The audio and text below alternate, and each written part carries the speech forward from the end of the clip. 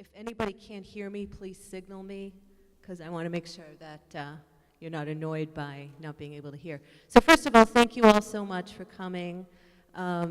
It's a huge honor for me to be here, included in the Newburyport Literary Festival in my hometown. My husband and I have been coming to the festival for years, and it's kind of surreal that I'm actually up here today instead of sitting over there. So I thought what I would do is tell you guys a little bit about me and the process of writing this book and why I think this book is important. Then I will tell you a little bit of the story of the book, and I'll try not to give too many spoilers, but I'll probably do some. And then we can talk about epigenetics briefly, which I think is pretty interesting.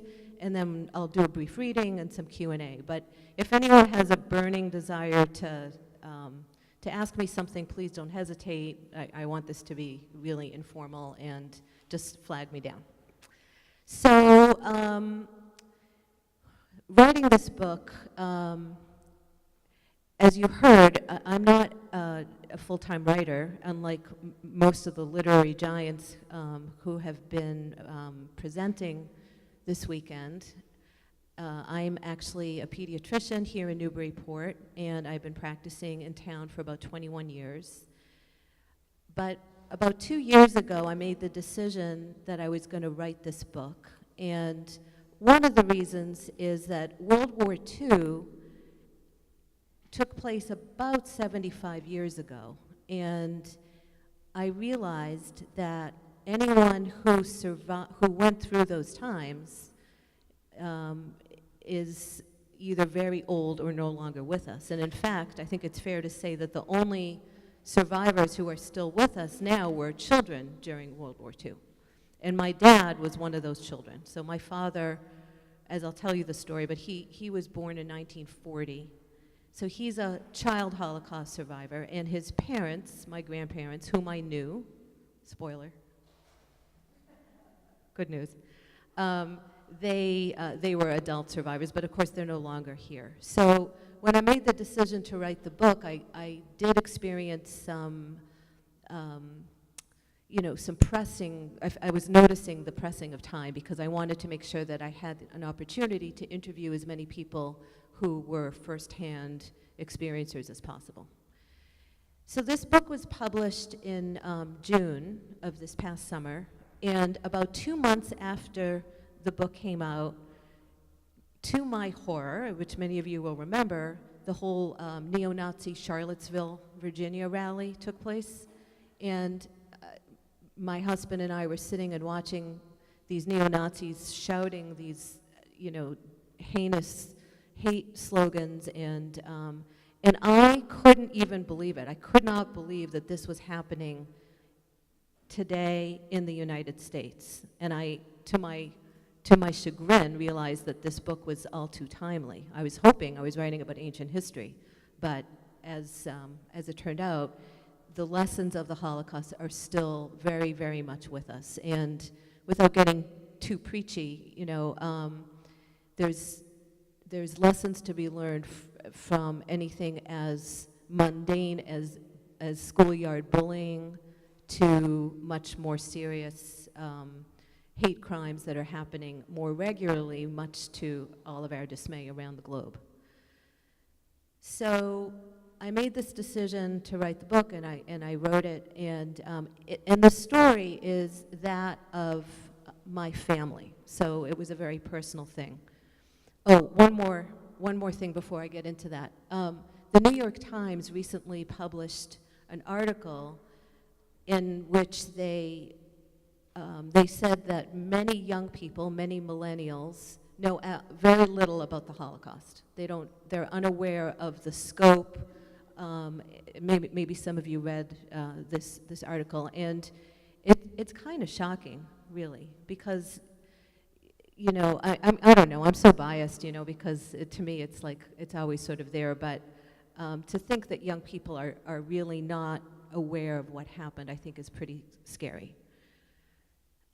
And I was just talking to someone in town, and she she didn't know a lot of things too. So I thought I would just review a few statistics before I get into the meat of the story.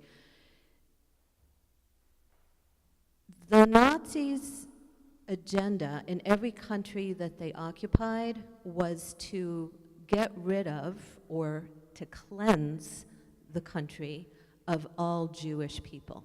That was their agenda, and they were unfortunately very successful at it. So about 6 million Jews were killed during the Holocaust. 1.5 million of those were children. And that was from everywhere on the European continent. So 2/3 of the Jewish people living in Europe were killed over the 5-year period of World War II, including many of my relatives. And so whoever did survive, every person who survived has an unbelievably incredible story, you know, and I think that just having survived and just having been witness to something like that is enough of a reason really to recount some of these stories. All right, so let me segue into what my book's about.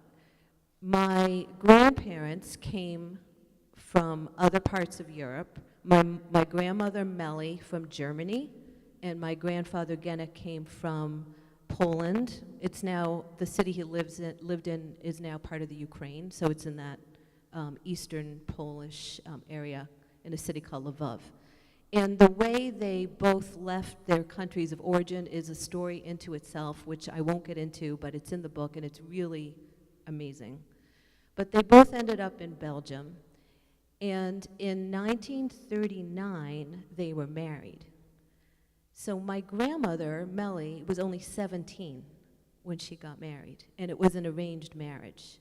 So she had no desire to get married, and certainly no desire to marry my grandfather, who was 10 years older than her. He was 27, and they barely knew each other. But it was different times, you know, so this is what happened, and they were married, and 10 months after the wedding, my grandmother, who was only 18, gave birth to my dad. So my dad was born April 23rd, 1940, in Belgium, and 3 weeks after his birth, the Nazis occupied Belgium. So it was an absolutely horrendous time to give birth as a young Jewish woman. And remember that, because that came back to me in my life later on. So I'll get back to that at the end of my talk. Hopefully I'll remember. Remind me if I don't. So what happened once the Nazis occupied is that they started systematically instituting laws that restricted Jews' rights. And it was one thing after the next, and it was very chillingly well thought out. So the first thing was they outlawed kosher butchering, and then they outlawed things like being able to own property, being able to run a business, being able to ride public transportation, and then kids were not allowed to go to school. And in 1942, in the summer of 1942, the law came out that all Jews had to wear a star on their clothes, a yellow star that had the French word for Jew, juif, written, emblazoned on it, and if any Jew was out on the street without that, they would be killed. And it was in that setting that my grandparents found themselves with a 2-year-old child. And the next thing that happened after the Star Ordinance is that people started being arrested and deported. So Belgium's a very small country, and it didn't have a huge Jewish population, but it had more Jews because a lot had fled the Nazis from other parts of Europe, like Germany, and come into Belgium. And the Nazis in 1942 started arresting people on the streets and in places of work, and they would go into neighborhoods and with trucks, and they would barge people's doors down in the middle of the night and drag them out of their beds and throw them onto these trucks. And in the center of the country, they built a transit camp called Malin, or Mechelen in German, and they would send everybody who was arrested, mostly Jews, but also other unsavory people, like Roma people or political dissidents. They would send people to this camp in Belgium called Malin. And people waited there until there were 1,000 of them. And once there was 1,000 people, they would put them on a train for Auschwitz. So just from Belgium, 28 trains, each carrying 1,000 people, left for Auschwitz. And almost zero survived, like a tiny handful of people survived, and no children survived.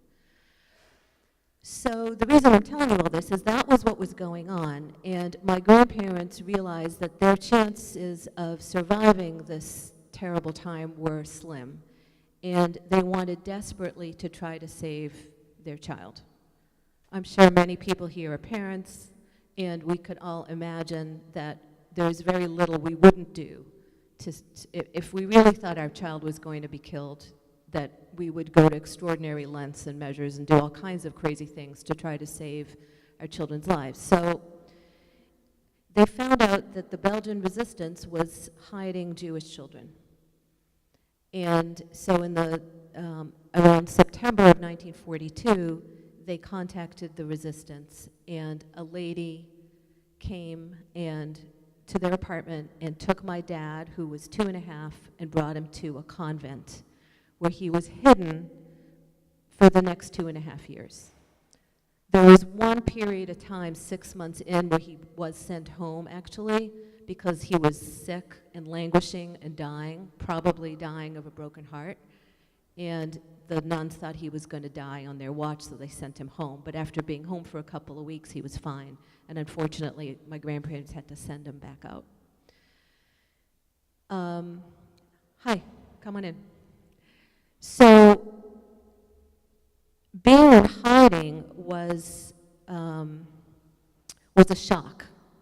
My dad had been raised, obviously, in a family, and suddenly he found himself in an institution where he didn't know what was going on. He wasn't old enough to understand why this was happening to him. He heartbreakingly thought he had done something bad and that he was being punished for it, which is how young kids react to things like that.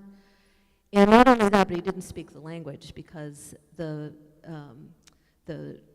convent that he was placed in was French-speaking, and he had only spoken German and Yiddish with his parents at home. So he didn't even understand, couldn't even talk to anybody there.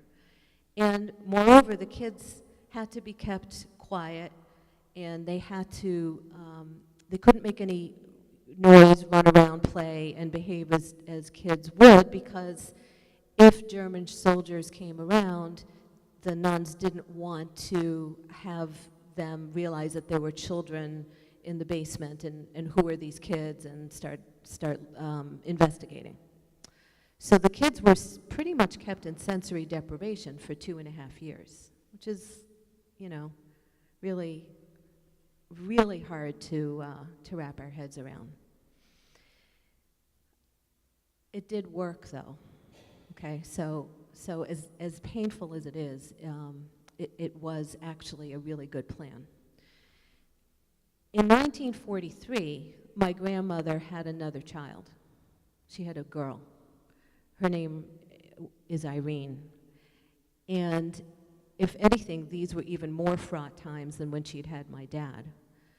And they realized that they would have to give the baby up right away. And they really didn't have a chance to bond with her the way they had with my dad, because they lived with him for 2 years. So they had to give Irene up as a newborn, realizing that if they gave away a newborn, they might not be able to easily recognize her again years later if they survived and they wanted to find her. They took her to a doctor who made an incision in her thigh to scar her. And it was that scar that would then allow them to recognize and be certain that this was their child, if who knows how long later they came to get her. So the story of Irene is in the book. There's a lot of unbelievable stories that, that are in the book. But Irene was too young to go into an institution, so she was at an age where she had to be cared for by a family. And it's an interesting story of how this happened, but she ended up being adopted by a middle-aged couple whose son was a priest, and the priest was in the Belgian resistance. So he brought the baby to his own parents, but he didn't tell them that she was a Jewish child and that they were hiding her.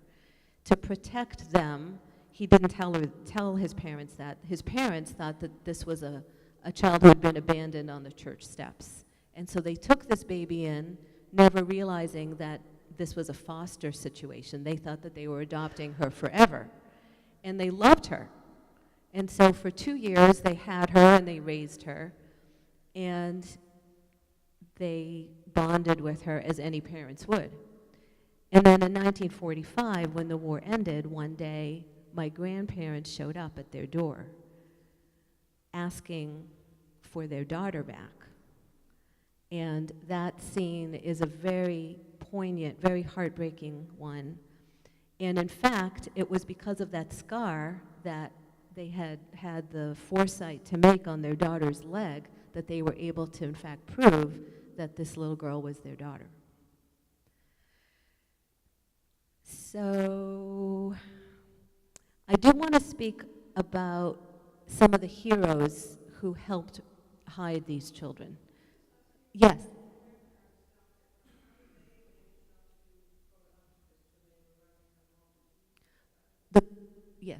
The question is, how did my grandparents avoid being arrested and deported?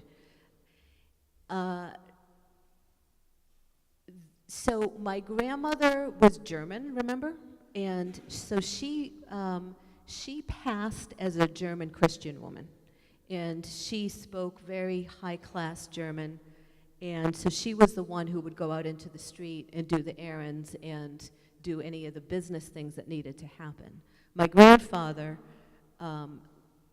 looked very Jewish and spoke with a heavy Polish accent, and he was supposed to not go out very much, but I think he did, because he was a real rule breaker, frankly.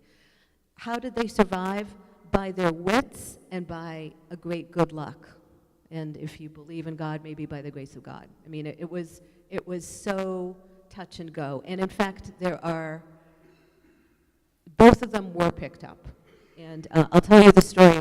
My grandmother, at one point, in order to make ends meet, she was working for the black market, and she was smuggling sugar in and out of Brussels.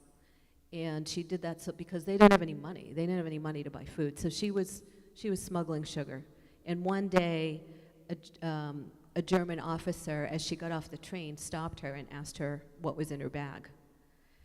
And that's an incredible part of the book, really. But the short version is that she managed to talk her way out of it.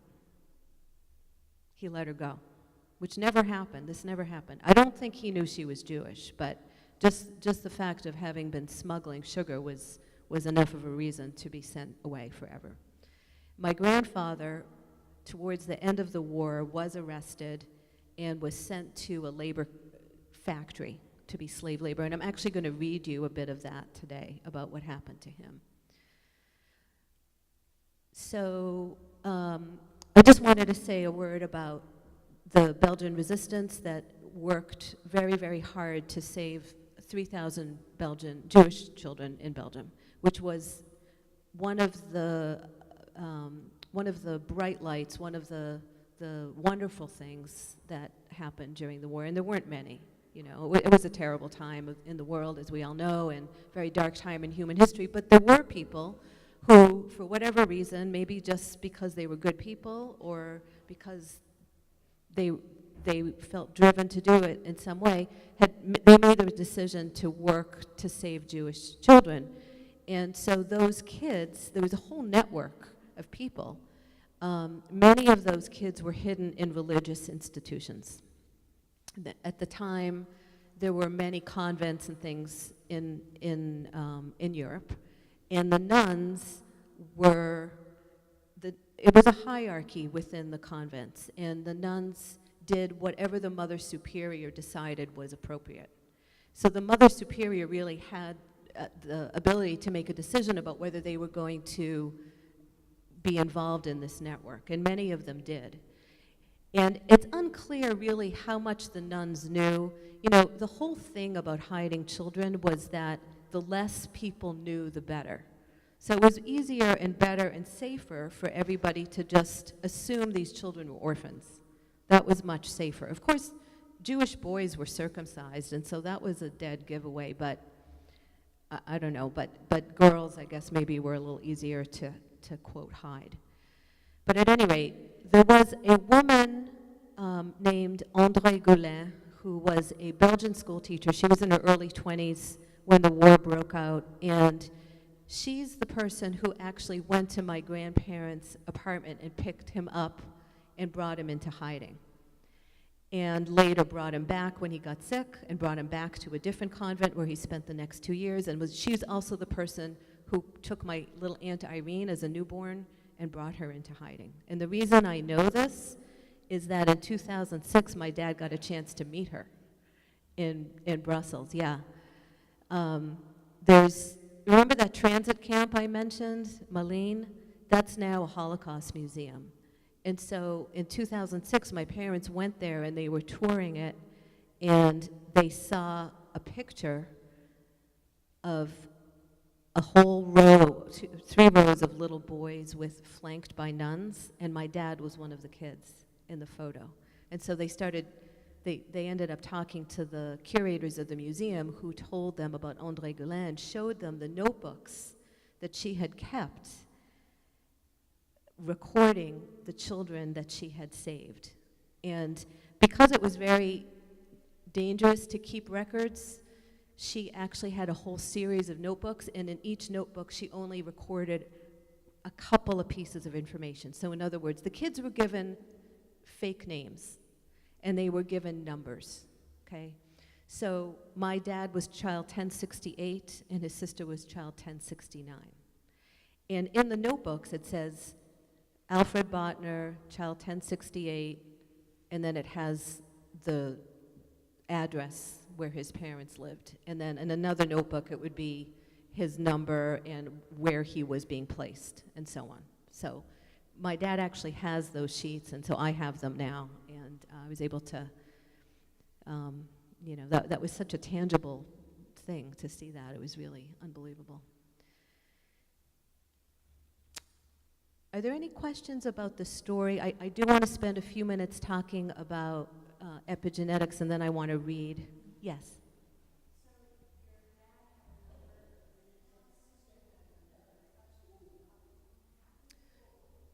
So the children were given numbers by the Belgian resistance who was placing them, right?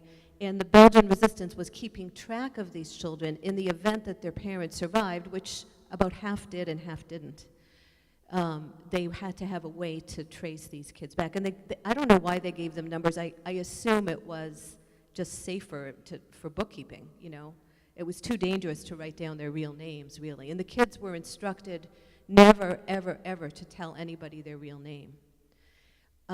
There's a wonderful book by Suzanne Vroman that talks about this whole process in Belgium, and she does an amazing job. She interviewed many, many people who were in this underground movement, including André Goulin. And André Goulin tells the story about how dangerous it was to transport these little children, because they were little kids, and kids don't know really what you're supposed to do and what you're not supposed to do. So she tells a story about how she was transporting this little 6-year-old girl, and she told the girl, "Your name is not Sarah anymore. Now your name is Simone. Remember your new name. Your name is Simone," okay?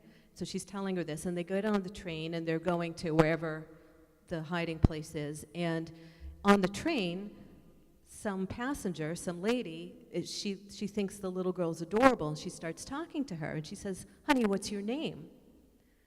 And the girl turned to Andre and she said, "Do I tell her my new name or my old name?"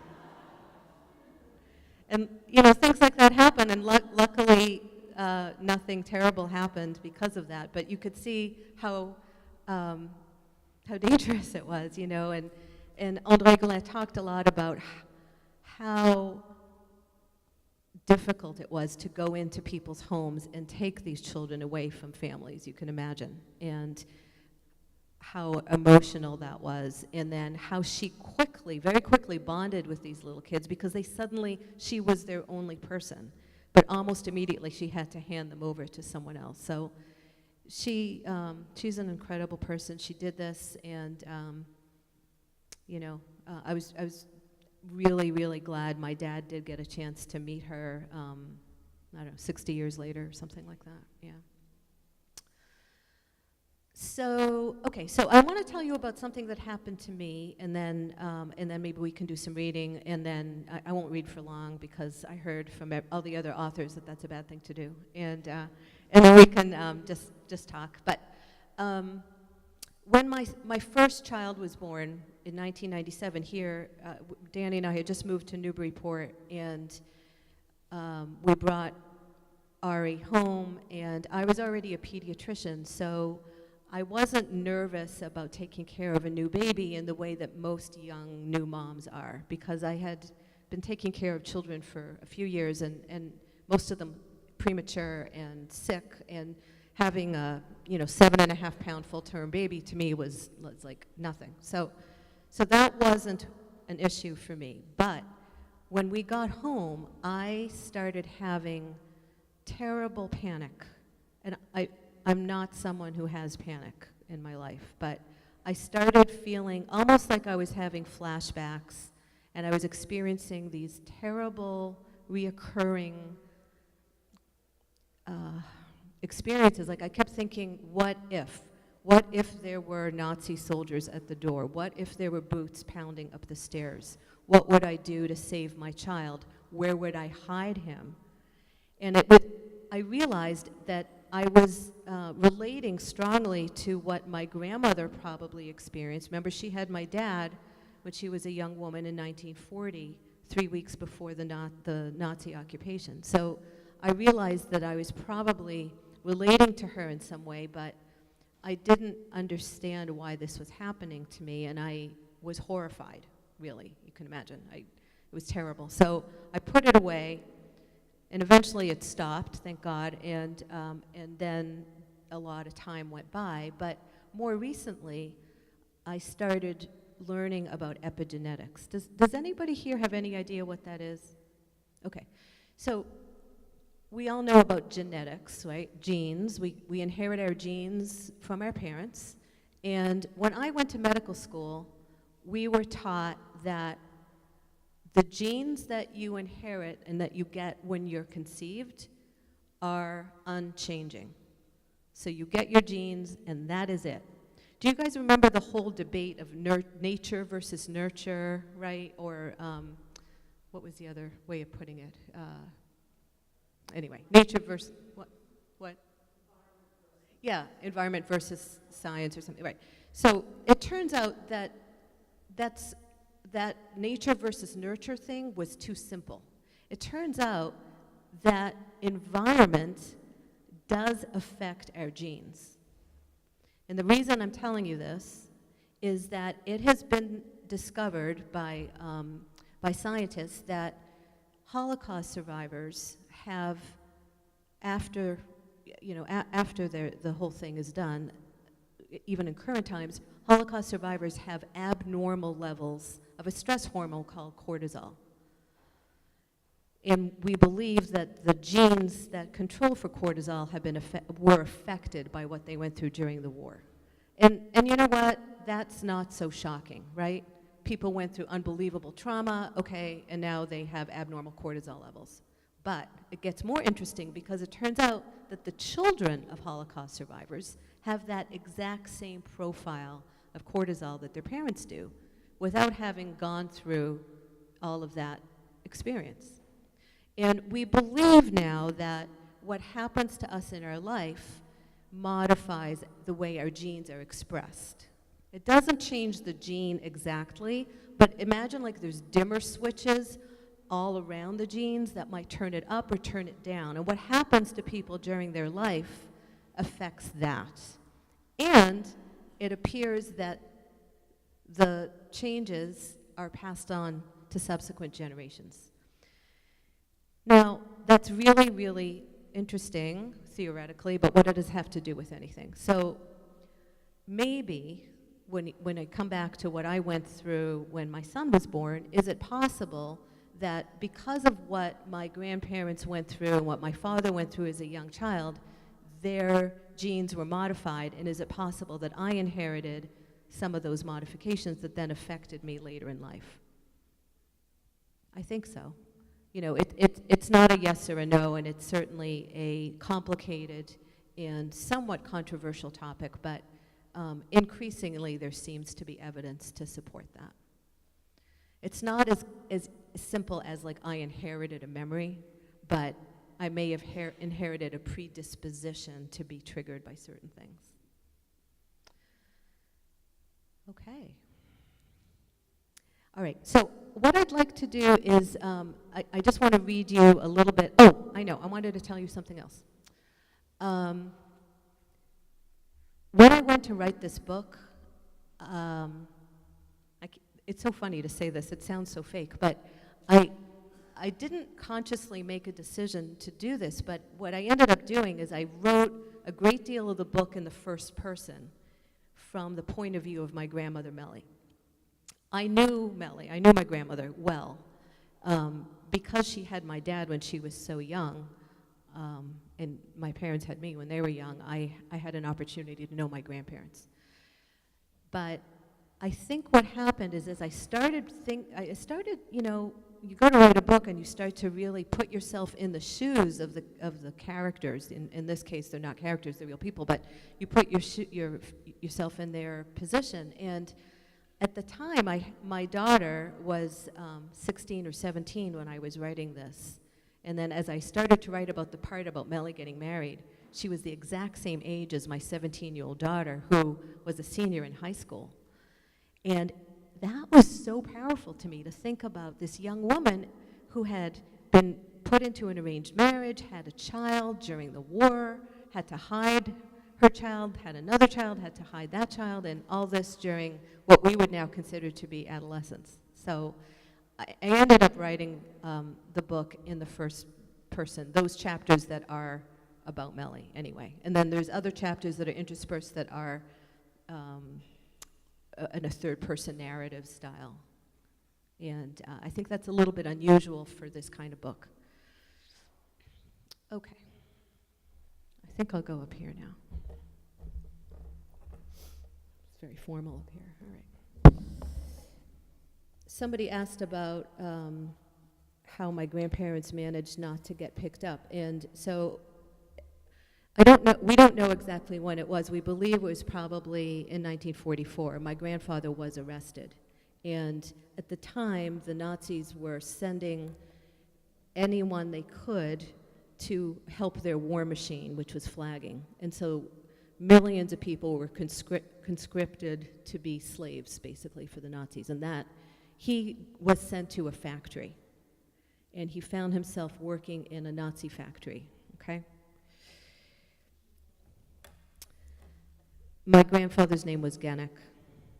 Genek, meanwhile, spent 3 months as a virtual slave. The workers were given little food and very little rest. Their hours were long, from before dawn until well after dark, 7 days a week. They lived in abysmal conditions in cold, damp, rodent-infested, cramped rooms. Their Nazi slave masters forced them to stand at attention for hours for roll call, beat them with riding crops if they didn't move quickly enough when ordered to do something, and demanded unquestioning obedience. They were given work quotas and were threatened with beatings, or worse, if they didn't meet them. Genek kept his mouth shut and his eyes open.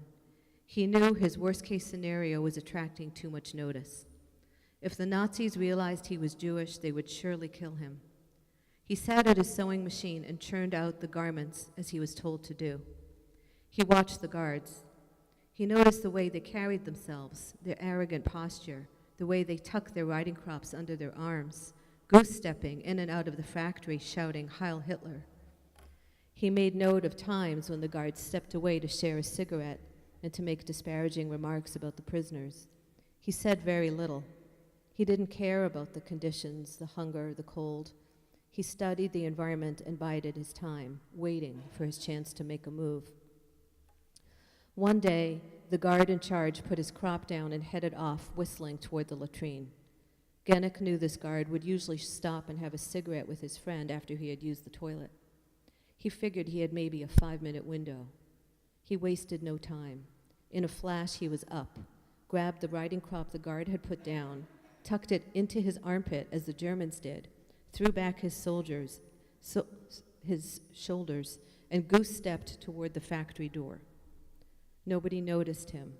The laborers kept their heads down. In their peripheral vision, they would have seen the typical Nazi guard's stance and posture, not a prisoner trying to escape.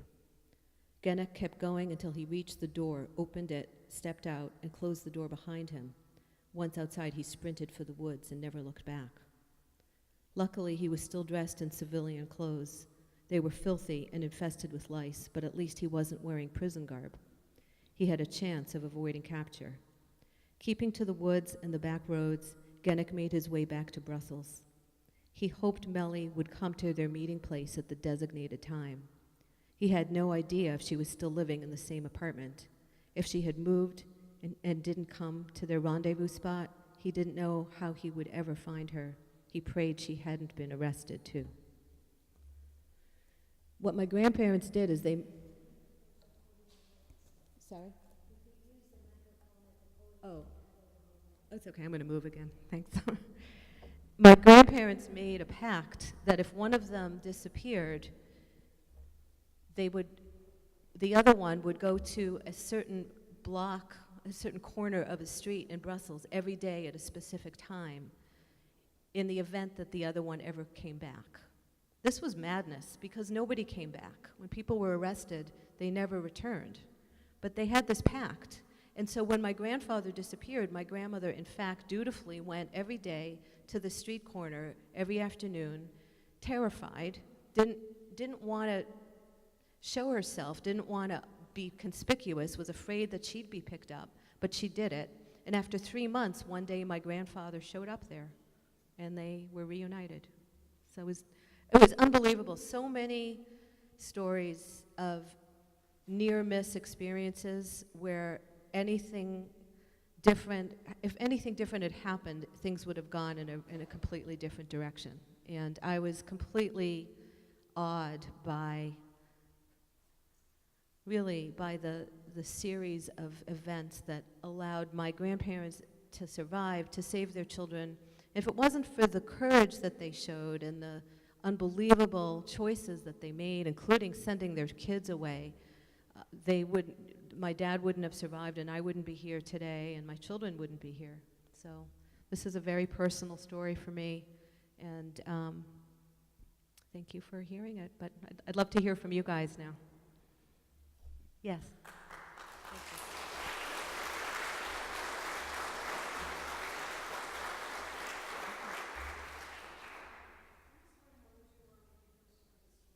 How old was I when I first heard the story? It's a good question. It's one of these things that sort of trickled in, I would say, over long periods of time. I don't know exactly when I fully realized, but I used to overhear my grandparents and my parents talking, and my grandparents were deeply traumatized by the war, and they would always talk about it with my dad. And so I would hear it, and it's weird because I don't even think they spoke English to each other most of the time. But I understood enough to grasp some of what happened, and it caused a lot of strong feelings in me. And then at one point, when I was maybe a teenager, my dad referred to his experiences in hiding as a child, and I remember saying, "I don't know what you're talking about. What happened?" And he said, "What do you?" Of course you know. You know, he was like, "Of course you know." I think of it like it was so prominent in his own mind that he couldn't believe that he hadn't told us, but eventually, so things came slowly. Yeah. Yes.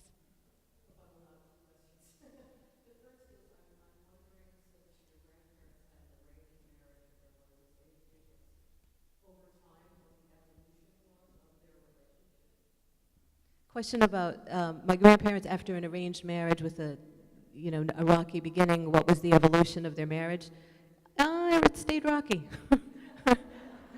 They stayed together, but it was never, wasn't a marriage made in heaven.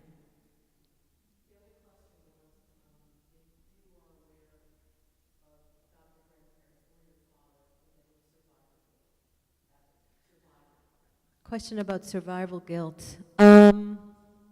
I think my grandfather had survivor guilt. My grandfather's entire family was killed back in Poland, other than one brother. And he was, I never knew him before, but I can imagine that he would have been a much different person than afterwards. My grandmother's family, for the most part, survived, and so I really go into a lot of how that happened in the book. And I don't think my dad has survival guilt because he was such a young child. I think he's just grateful that he survived. He told me he thinks his parents were brilliant for the choices that they made. Yes? How did my family get out of Belgium? Well, eventually the war ended in 1945, and in the book I talk about how the kids were reunited with their parents, which is really interesting and poignant. They stayed in Belgium for about 3 years after the war ended, and my dad went to school in Belgium, but they eventually wanted to move to Israel. In 1948, Israel became a state. They actually left for Israel before that happened, and so this is interesting history, but a lot of illegal ships were leaving Europe with refugees before Israel was declared a state, and the British were in charge of Palestine at the time, and they had a blockade. So they were either allowing ships through or not allowing ships through, and a lot of the refugees would turn away. You probably all saw the movie Exodus, which is like the famous one, but hundreds of ships went, and some were detoured to Cyprus. So actually my great uncle, my grandmother's brother, ended up being imprisoned in Cyprus for 2 years before he was allowed out and able to go to Israel. But eventually they all went to Israel. But they didn't stay there. One of the things that happened, I think, one of the sequelae of having been through this war is that they weren't really able to settle down. My grandparents really never felt safe. They never felt settled. They never felt like they had a home. And so they would go somewhere. They went to Israel for a few years, and they left. They moved to Canada. They lived in Montreal, then they moved to Ottawa, then they went back to Israel, then they moved back to Montreal, they moved back to Ottawa, they moved to Calgary, they moved back to Ottawa. I mean, it went on and on and on. And my dad, to some extent, the same. Yeah. Yes.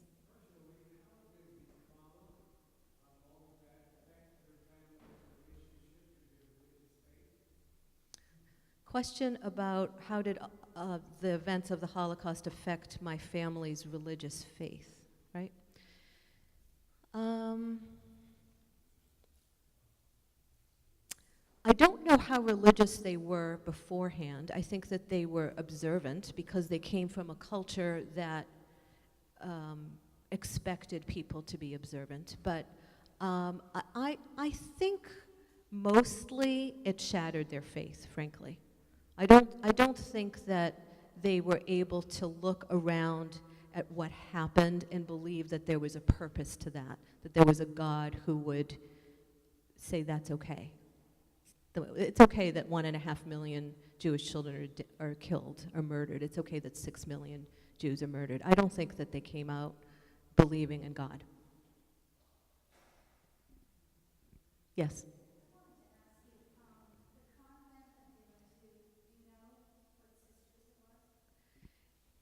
I know the name of the convent, and I probably have it in my notes somewhere.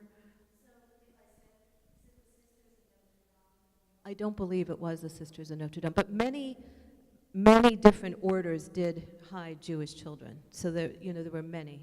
Yeah.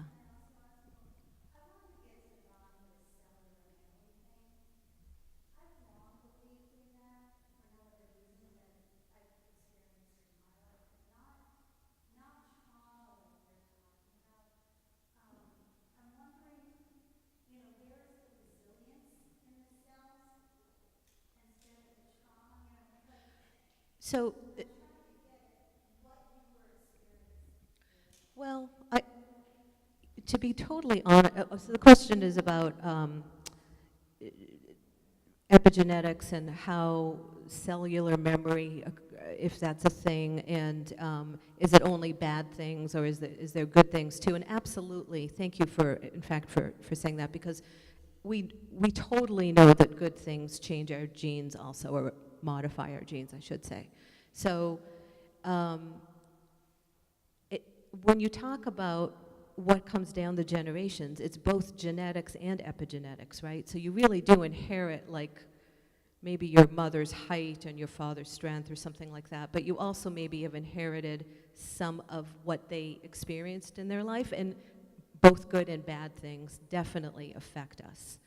And I would say that that's super important, and I think about that as a pediatrician too, because when you're talking to people about lifestyles and things that they do, people may want to make changes. Like people may think, oh, I really should give up smoking, or I should exercise or something, but it's not always easy to do these things. And sometimes if people think that it will actually make a difference for their children, that those kind of lifestyle choices will make a difference for their kids, not just for themselves, it can be powerful to have that knowledge. Yes?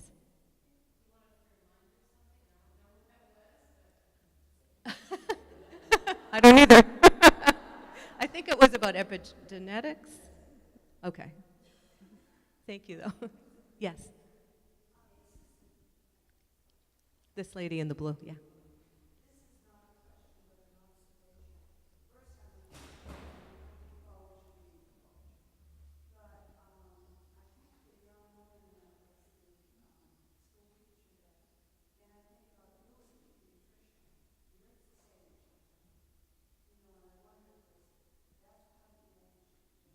Yeah, someone else has asked me that before. Like, is the fact that I became a pediatrician, related to this story? And I have to say that it wasn't conscious. I didn't consciously choose pediatrics because of any of this. In fact, back in those days, I tried not to think about any of this because it was too awful for me. But maybe, maybe. Yes. Yeah.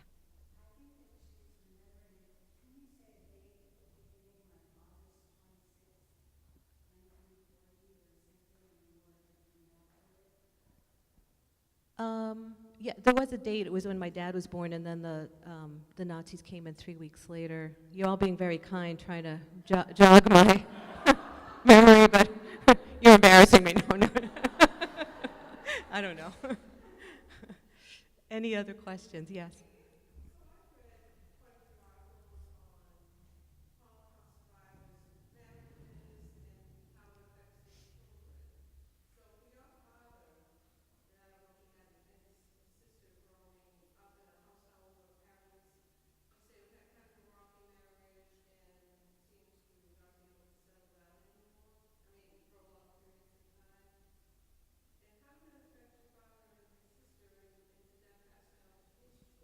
So the question was about relationships and how they were affected, how people's marriages were affected by what they went through during the war, and also subsequent generations. So the most significant relationship that was damaged by the war was actually between my grandmother Mellie and her daughter Irene.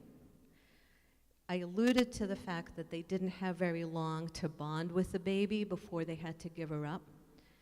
So they never and they knew they had to give her up, so they never really had that attachment phase that is so vital for bonding with the newborn.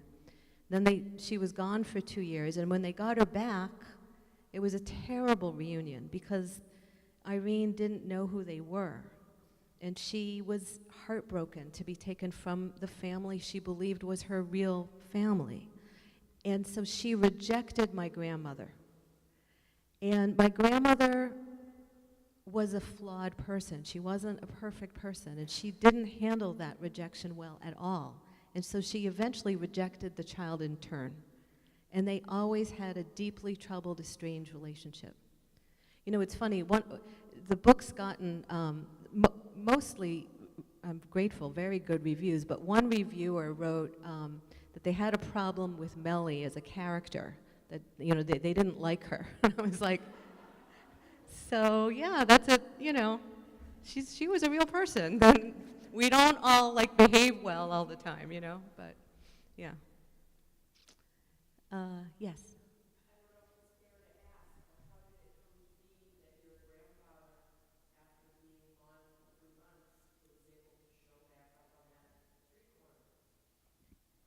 So, what do you? I'm not sure I understand the question. Oh, well, that was the part I read. He walked out of the prison camp. He walked out. Yeah, sorry. He walked out and he showed up back at the street corner one day, and there he was. Lot of chutzpah, right? Yes, in the back, sir. My family experience is similar to yours, not the same. And I know nothing about epigenetics, other than what you say, that I read just before coming. But why is it necessarily that your genes were affected? Why might it not simply have been that you knew about this? If you hadn't known about it, then I'd understand you better, perhaps, Right. some genetic explanation. But you knew about it. Mm-hmm. So don't we all have experiences as a result of what we've heard from the family and such? Yeah, I think that's actually a good point, and that's why I said it's kind of complicated and maybe multifactorial. I always assumed it was just because I knew about it. That's what I always thought, but epigenetics is real, and I guess when I learned about how survivors had actually genetic changes, I started wondering whether that played a role as the child and the grandchild of survivors, whether that was part of what I had experienced. And I don't know that there's an answer, you know. I mean, it's probably too simplistic to say it's one or the other. I expect it's a combination of the two. But it's a good question. Yes?